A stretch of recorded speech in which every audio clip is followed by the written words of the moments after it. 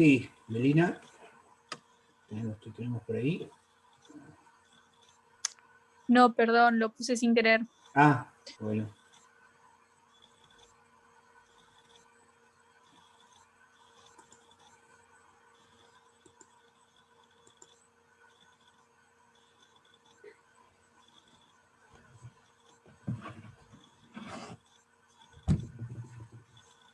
Tenemos preguntas o comentarios o aportes.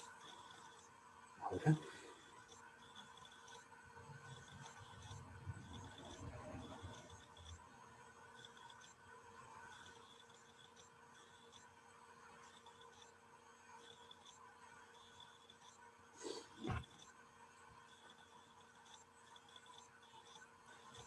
Bueno,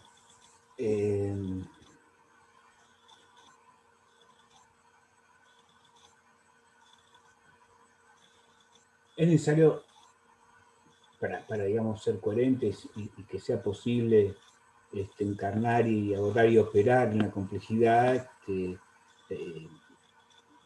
tener presente una concepción del humano justamente acorde con la idea de complejidad y acorde con las características ontológicas. Digamos, ontológicas me refiero a aquel humano, ¿no? A cómo ha sido el humano, cómo será el humano, porque desde un punto de vista sociohistórico hay transformaciones evidentes en el modo de ser, el modo de hacer, de sentir, de pensar, los modos de organización social, los regímenes de propiedad en cuanto a las concepciones, la ideología, los estados, las políticas. No es el devenir sociohistórico, pero hay cierta constancia, ciertas invariantes estructurales y funcionales que hace a la especie que somos, sin las cuales, o transformadas sustantivamente las cuales, dejaríamos de ser la especie que somos. De ahí viene la necesidad de introducir una perspectiva y categorías que hacen a la complejidad. Acá tenemos una pregunta. A la comunicación entre las personas o en las familias. Cecilia, contanos un poco tu pregunta, no sé si la entendí.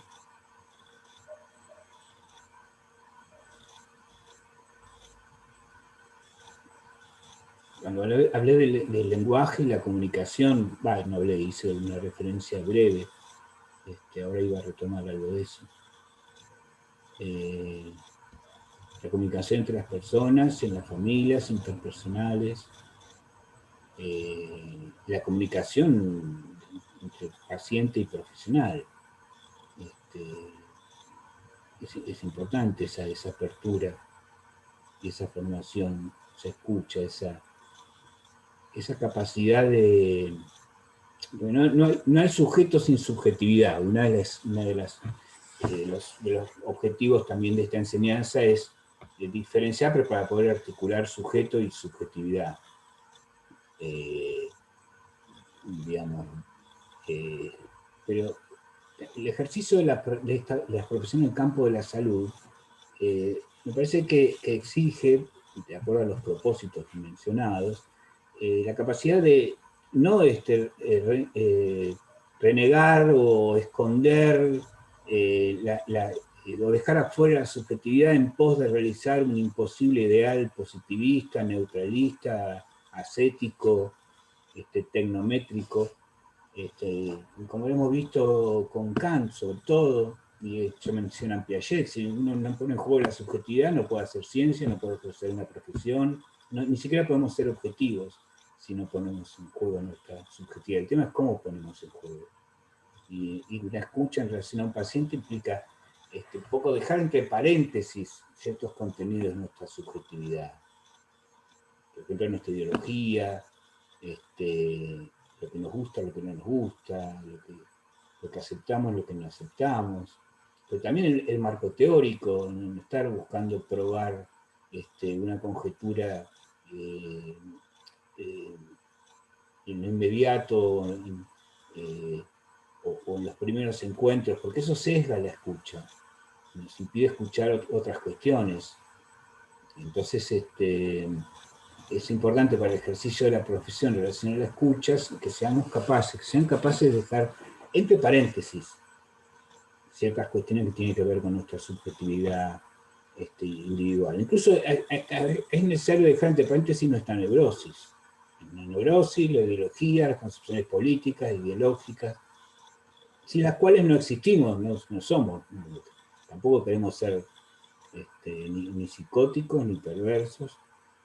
Neurosis en general somos todos y todas más o menos neuróticos. Pero un poco el ejercicio de la profesión, sin hablar del propio análisis, no necesariamente, posibilita dejar entre paréntesis nuestra subjetividad, entonces de esa manera abrirse mucho más a la escucha y a la comunicación.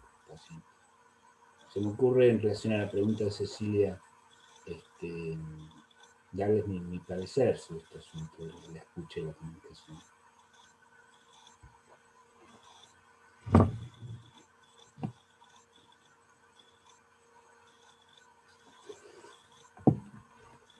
Pero hay aspectos estructurales y funcionales que caracterizan nuestra condición de especie humana. No estoy diciendo que esto va a ser siempre así, de mañana, o de pasado,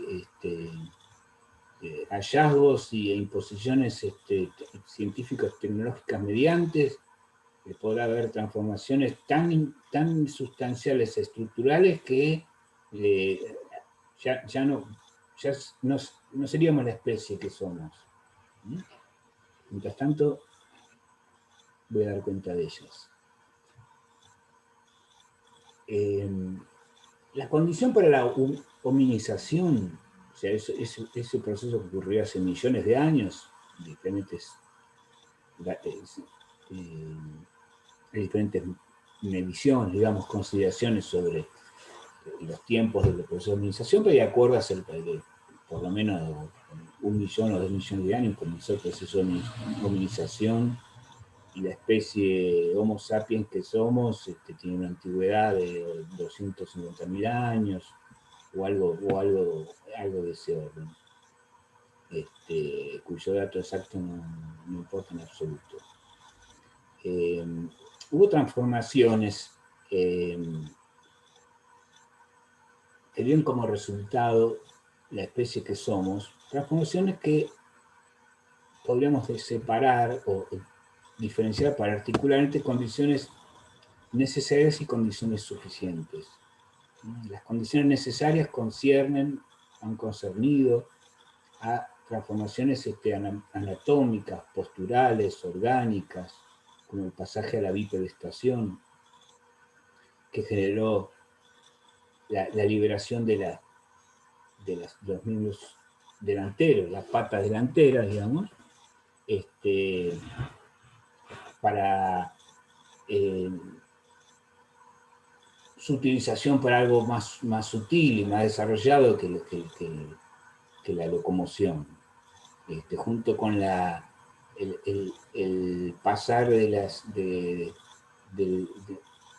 Homo erectus, exactamente, pasar de vivir colgado de la palmera, si me permite la expresión, a habitar en el llano, ¿no? En la sabana, fue desarrollando entonces las condiciones, fue empujando, digamos, las condiciones adaptativas que generaron entonces la bipedestación, el Homo erectus. Pero que eso también trajo aparejado, sigo hablando de las condiciones necesarias, una liberación de esos miembros para ser utilizados como manos. Entonces, el poder ser utilizados de manera manual implicó una motricidad fina, y entonces la correspondencia del desarrollo de una motricidad fina es un desarrollo neuronal más sutil, más sofisticado, conexiones neuronales más finas, más complejas. Así como también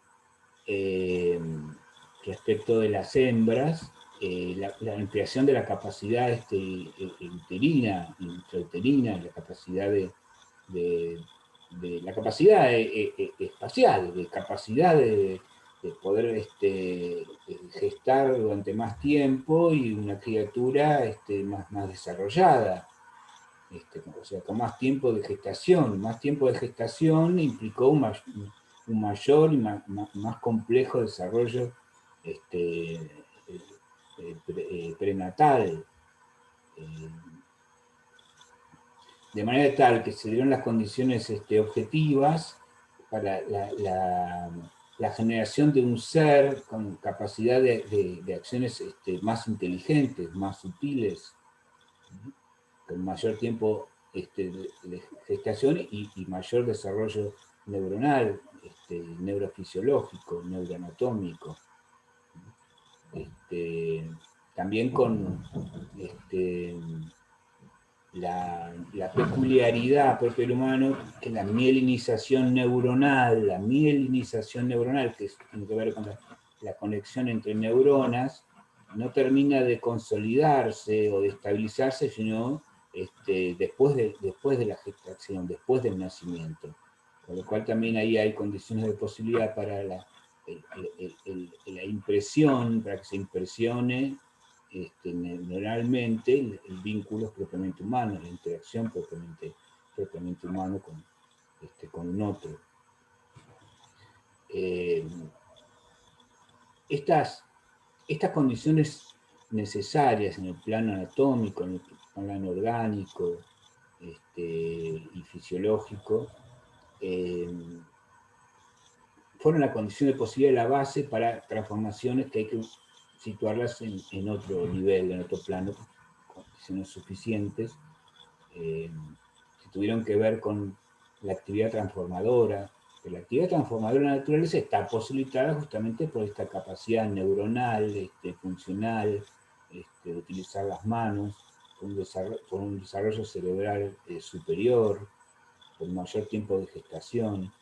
Entonces, y además la capacidad de transformar la naturaleza hay que ubicarla en el seno de una acción individual, mejor dicho, como una acción individual en el seno de una comunidad. Los primates viven en comunidades, algo del orden de lo comunal, de lo social, prehumano ya estaba allí instaurado. Entonces, la capacidad de transformar la naturaleza, la acción transformadora, la actividad transformadora, es algo del orden de lo que ha tenido prioridad en la génesis. Primero el ser humano hizo. Esta actividad transformadora generó la posibilidad entonces de uso de instrumentos, un instrumento que puede ser una rama para llegar a un fruto que está muy alto, o una rama transformada en garrote, que tiene la función tanto de defensa como de ataque, para lo cual, para usar una rama como garrote, es necesario transformar, o sea, quitarle las puntas que impiden empuñarla, dejarle las puntas que justamente son funcionales a la acción de defensa o de ataque. No es la rama meramente como cae, la rama natural, sino la rama transformada por la actividad precursora del humano, podemos decirlo así, actividad transformadora. Y este uso del instrumento, la eficacia y la capacidad adaptativa del uso del instrumento fue generando condiciones posibles para preservar.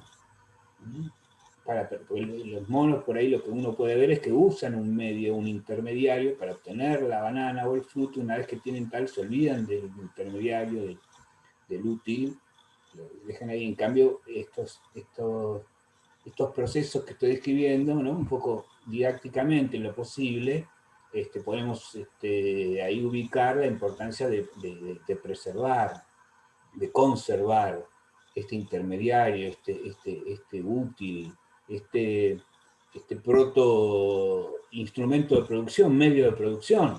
Es el medio de producción más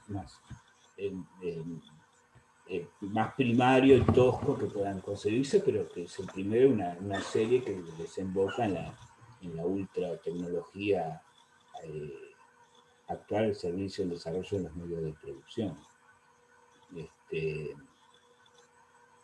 Herramienta, claro, una útil herramienta. Y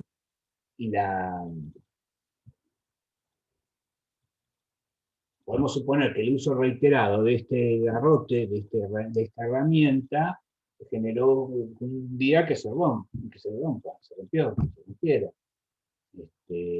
Bueno, puede imaginarse el gran drama comunal de estos predomínidos porque un elemento fundamental para la conservación de la vida y la populación de alimentos y la defensa de los alimentos conseguidos era el poder utilizar este garrote.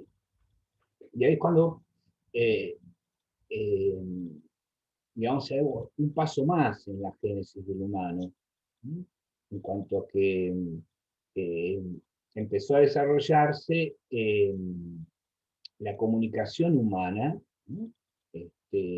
Para poder designar ese elemento que no es un elemento exclusivamente natural, sino que es un objeto natural modificado por la mano humana. Entonces, al principio, bajo la forma cultural, o sea, porque no había un desarrollo de las cuerdas vocales, pero me remiten sonidos guturales o grotescos, designaban este objeto. Y ahí tenemos el esbozo de lo que se denomina el lenguaje humano, el origen del lenguaje humano. No es lo mismo la comunicación animal que el lenguaje humano. Los animales se comunican, la protolengua, sí. Los animales comunican eventos naturales, objetos naturales, situaciones naturales. Son capaces de comunicar una tormenta que todavía no llegó. Son capaces de comunicar la presencia inminente de un enemigo, de un peligro. Son capaces de comunicar, de decir que ya están en condiciones de reproducirse, o que no lo están, volver en otro momento porque no estoy preparado, digamos. Pero son eventos naturales.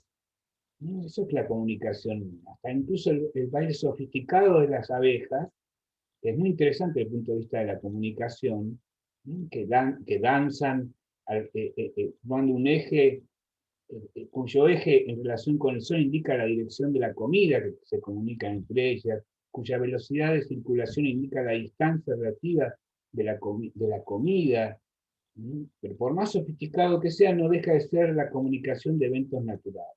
En cambio, nosotros como especie, y este es el segundo paso, el ser humano primero hizo, después dijo, crear el lenguaje humano. Se crea el lenguaje humano para dar cuenta de algo que no está, de esa cavidad en la rama natural que hay que hacer, porque si no, no lo podés empuñar. Pero tenés que comunicar algo del orden de una ausencia, o tenés que comunicar algo del orden de la propia actividad humana. Ese es un fundamento materialista histórico de la creación del lenguaje, del invento del lenguaje humano, que designa justamente a la propia actividad humana.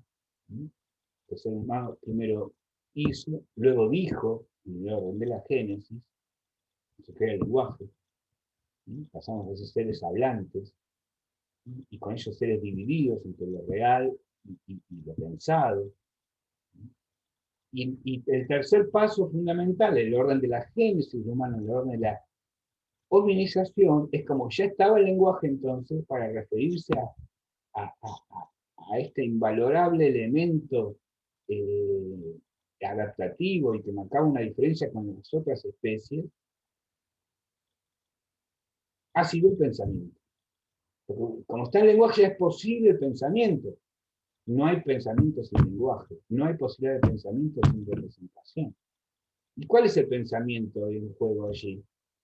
Y reproducir en lo pensado la actividad real. Piaget define el pensamiento como la acción interiorizada. El pensar es la acción interiorizada. Entonces ponemos porque hay lenguaje, pero porque hay necesidad material de desplegar, de conservar y de transmitir de generación en generación estas capacidades eficaces, ¿sí?, que hacen a la conservación y a la reproducción y a la supervivencia comunal. ¿Sí? El tercer paso en el orden de la génesis es el pensar, es el pensamiento. ¿Sí? Y ahí es que se cierra la estructura del humano, la especificidad del humano. Y esta secuencia también la podemos ver en el desarrollo, esto en el desarrollo, la constitución filogenética de la especie que somos. Pero en el desarrollo, en la constitución ontogenética, que es el proceso de génesis individual, vemos lo mismo, la misma secuencia. El niño y la niña recién nacidos tienen reflejos. La acción refleja, después hay una acción, se desarrolla lo que llaman las acciones sensorio-motrices, más rudimentarias, la tensión, la succión. Y luego está la posibilidad de imitar, ¿sí? O sea, imitar nuestros antepasados homínidos o prehomínidos sobre la base del garrote roto, midiéndolo, fueron capaces de reproducir, tomar una rama de las mismas características, y empezar a realizar el cavado, la acción transformadora, imitando con el modelo. Y también en el desarrollo ontogenético, primero el chico hace, es una acción sensorio-motriz, luego se incorpora la función semiótica, el lenguaje, y finalmente se incorporan las categorías de la inteligencia y la capacidad del pensamiento. Entonces ahí tenemos un orden de la génesis: el ser humano primero hizo, luego dijo, tercero pensó, pero que una vez conformada la estructura del humano, se invierte el orden de determinación. En el sentido de que el ser humano primero piensa y después hace. Y especialmente cuando ya somos más grandes, hemos recibido ciertos aspectos de vos pensantes. No, cuando somos chiquititos no corresponden los pensantes. Pero cuando somos más grandes, sí, pensarlo dos veces, fíjate, evaluar, concebir, diseñar. Pensar estrategias antes de intervenir. Pensar con otros antes de intervenir. Y que justamente el trabajo es eso. ¿Qué es el trabajo sino actividad transformadora, lenguaje y pensamiento? Pero tanto la actividad transformadora como el lenguaje como el pensamiento son actividades y especificidades humanas que son irreductiblemente a la vez sociales individuales. La actividad transformadora la hacemos con nuestro propio organismo, nuestro propio cuerpo, con nuestros esquemas de acción orgánicos, corporales y neuroanatómicos, en el seno de una comunidad, en un sistema de producción, a través de relaciones de producción y de reproducción y de apropiación. Es a la vez individual y social. Si no, pregúntenle a los y las desocupadas cuál es el drama. No es que carezcan de esquemas de acción o de capacidad de transformar la naturaleza o de capacidad de producir. Están amputados de esta condición, de esta relación con otros en el seno de un empleo, de un trabajo. Y el lenguaje es pensar en términos de lengua y habla. El habla es la apropiación individual del lenguaje, que es comunal, es colectivo. El lenguaje ha sido definido como la comunidad en tanto hablante. ¿Qué es el lenguaje? La comunidad en tanto hablante. Y es una definición que parece interesante. El lenguaje no es lo que dice la Real Academia, en este caso española, que bastante que le cuesta como institución conservadora incluir el movimiento instituyente de nuevos términos, de neología e incluso del lenguaje inclusivo. Porque el lenguaje es la comunidad en tanto hablante, y esto se relaciona con los desarrollos de la epistemología feminista, ya hoy es de uso cotidiano, aunque controversial para muchos, el uso del lenguaje inclusivo. Susceptible de hacer chistes, muchos chistes, sí, por supuesto. Que me parece bien. pero ya implica, digamos, una consagración en la institución de la lengua de lo que son prácticas sociales reivindicatorias de la perspectiva del género, del derecho del género, no tener que estar detrás de las nominaciones masculinas que presuponen en la O, que también está la A. Entonces el lenguaje es a la vez individual y social. El lenguaje es la comunidad en tanto hablante y se realiza en el habla individual, siempre en relación con otros. Y el pensamiento de uno dice, yo pienso, yo soy el que piensa, pero no se puede sino pensar con categorías y conceptos que son sociales. Y además no todo es pensable en cualquier momento histórico. Está lo impensable, lo impensado. Por ejemplo, el concepto de ascenso social, el concepto de transformación social, era impensado o impensable para la cultura griega antigua. Porque no había tal ascenso, tal transformación social, económica, o en el feudalismo tampoco. Ahí donde uno nacía, ahí moría. Había una fuerte determinación social, estamental, acerca de los derroteros posibles del individual. Entonces, hay límites sociohistóricos de lo pensable. Entonces, eso es contra el narcisismo de creer que una es capaz de pensar por sí mismo o por sí misma. Entonces, estas especificidades del humano, que a la vez individuales y sociales, tienen que ser pensadas con una categoría más rica que la del individuo. Ven que nos queda corta la categoría de individuo, nos queda pobre la categoría de individuo, cuya etimología quiere decir ser indiviso. Estamos divididos como en relación a la actividad transformadora, en relación al lenguaje, en relación al pensamiento. Más le agregaríamos la división subjetiva, consciente e inconsciente, lo real del cuerpo y lo simbólico, los procesos psíquicos. No siempre coinciden, algo ahí que no cierra, que queda por fuera, y que después lo vamos a retomar cuando conceptualicemos el síntoma individual. Que el sujeto hablante es un sujeto dividido, intrínsecamente dividido. Ahí está la división social y de clase, y está la división sexual, vinculado con lo real del cuerpo y sus consecuencias. Entonces, estos son los fundamentos para allí donde haya algo del orden humano, bueno, caracterizarlo, abordarlo en términos de actividad transformadora, lenguaje y pensamiento. Pero para incluir entonces como categoría fundamental, categoría ontológica a la categoría del sujeto. Categoría mucho más compleja que la de individuo.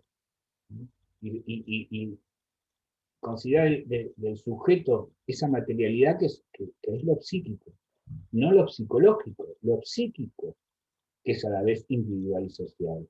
Lo psíquico que concierne a la actividad transformadora, al lenguaje y al pensamiento, y que desborda las determinaciones propiamente individuales o individualistas.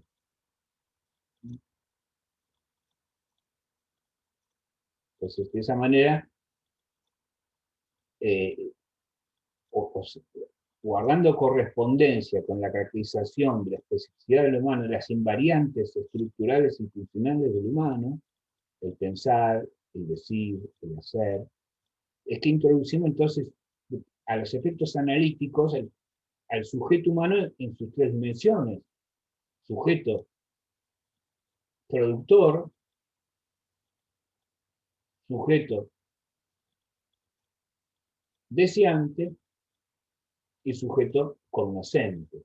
No es que somos tres sujetos, pero son tres dimensiones irreductibles que hacen al hacer, al sentir, al pensar, que hacen nuestra condición de seres productores y apropiadores, sujeto productor, que hacen nuestra condición de sujetos hablantes, sexuados y mortales, dimensión deseante, que concierne al goce, al deseo y al amor, y la dimensión cognoscente, sin la cual no tendríamos la más remota idea de lo que somos como seres sociales y como seres sexuales. Que la posibilidad de construir un saber, un conocer, es que también somos al mismo tiempo sujetos cognoscentes.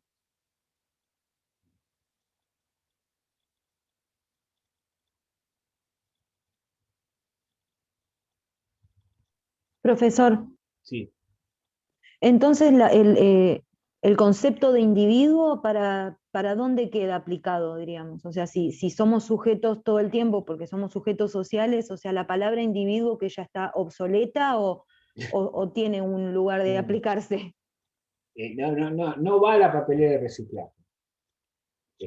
O en todo caso hay que reciclarla o repensarla a la luz de la complejidad. Porque no vamos a negar que existe lo individual. Sería una barbaridad, una locura, un reduccionismo. Si no, muchachos y muchachas, a partir de ahora, ya la categoría de lo individual no sirve para nada. No, hay que, hay que situar lo individual y hay que situar lo social. En cierto sentido, en su sentido etimológico, individuo, ya que significa ser indiviso, hay que cuestionarlo fuertemente desde el punto de vista ontológico y epistemológico y del ejercicio me parece a mí, de la profesión de la fonobiología. Debe ser cuestionado, debe ser criticado, porque no somos seres indivisos.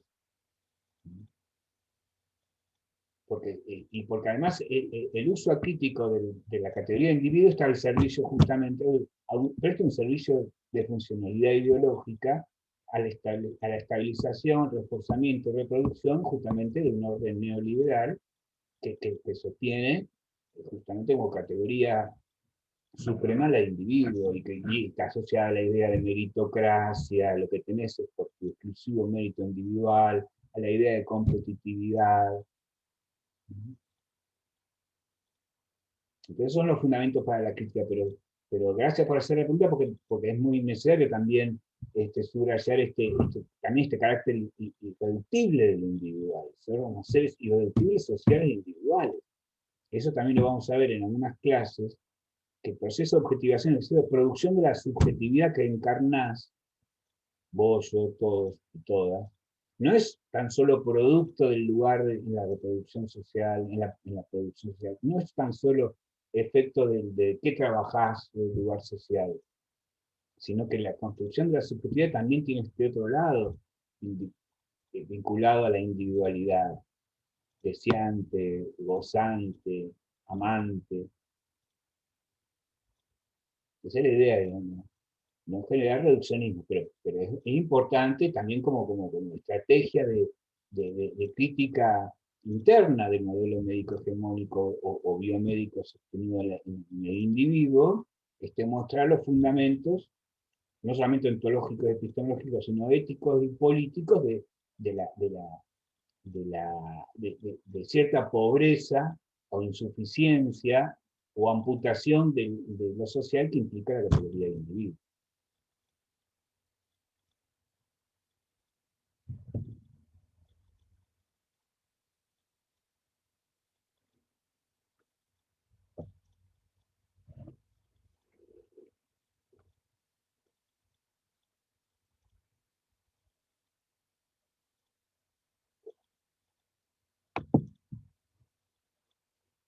La propiedad privada es individual, es indudablemente individual, cada vez más individual. Antes era impensable que cuando uno se casara, firmara una especie de reaseguro prenupcial vinculado a la propiedad de cada uno. Era impensable porque los resortes de la propiedad privada, que tiene que ver con la sociedad civil, comunal, contractual, moderno capitalista, se supone que no entraba al área de las relaciones vinculares, familiares, comunales. No, la mercantilización, la privatización arrasó con esas barreras a la comercialización y la mercantilización de la vida privada, incluso conyugal y familiar.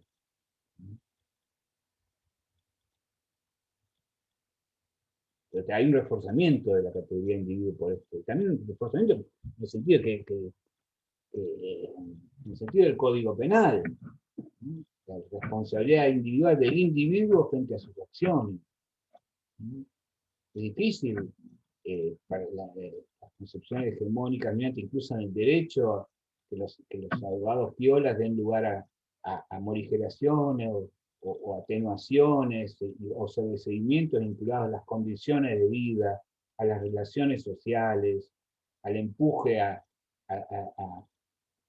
por la vía de la desesperación a cometer delitos.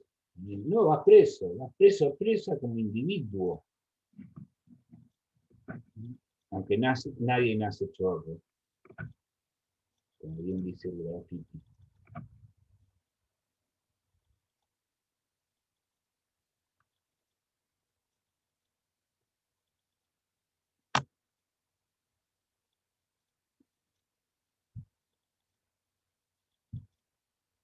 El cuerpo es individual, el sistema anatómico es individual, el sistema de fonación y de audición y de ilusión es individual, es innegable.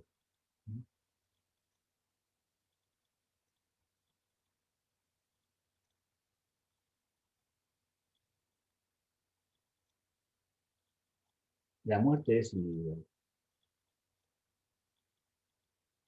El que muere es el individuo. No está bien decir que la muerte es individual, obviamente que no. Es individual, es social, es colectiva, es familiar. Pero el morir es la experiencia límite de la soledad individual. Y más no puedo decirlo porque nunca he muerto.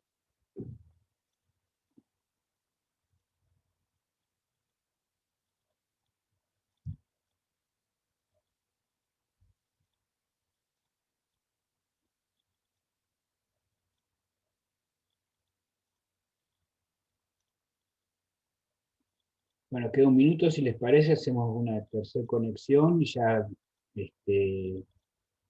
dedicada a escucharnos, preguntas, comentarios, aportes, si tienen ganas.